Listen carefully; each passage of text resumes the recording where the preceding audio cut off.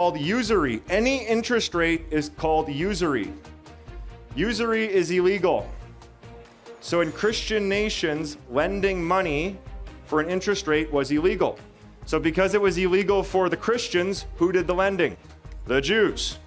So there was Christians who could lend for 0% or didn't lend at all. And then these people called the Jews would come over and start lending money. They would start charging money. And in a couple generations, guess what would happen to the economy? The Jews owned everything. And then guess what the king did? Rounded them up and threw them out of the country. Then they go to the next country, and what would they do? Same thing. And what would that king do? Round them up, kick them out of the country. This went on for thousands of years. This is why the Jews in history have had no country. Because the king would have, they would say no usury, no money lending, and they would start the money lending, they would start the central bank to compete with the king would kick them out. They go to the next country, do it again.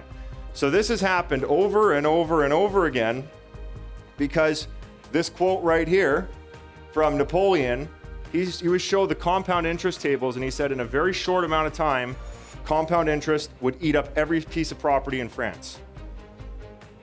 In fact, I'm going to show you how powerful compound interest is. It's a very scary thing, and there's a reason why it was illegal. Illegal in the Christian nations and the Christian philosophy, because it would literally enslave people. Guys, the interest on credit cards enslave people today. Does student loans enslave people today? We no longer have forced slavery. We have debt slavery now. It is no longer forced slavery. There's not a massa with a whip whipping you anymore to pick cotton or something like that, or build wallets or whatever you're doing, build boats, all sorts of slavery. We now have debt slavery, where somebody prints money and you now have to pay the money back plus interest. Okay, so Pareto's principle. In Italy, an economist named Pareto noticed that 80% of the land was owned by 20% of the families. The start of modern banking was in Italy. You had the Jewish population there, and they would exchange gold for notes.